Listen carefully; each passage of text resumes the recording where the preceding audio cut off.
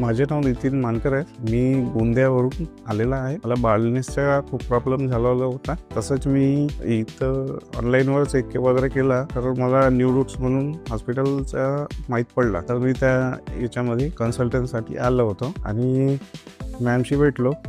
मॅमनी consult केलेलं आणि मग सांगितलं की ट्रान्सप्लांटची गरज आहे. नंतर ट्रान्सप्लांट झाला. आता 1 मंथ झालेले आहे आणि रिझल्ट खूप छान आहे.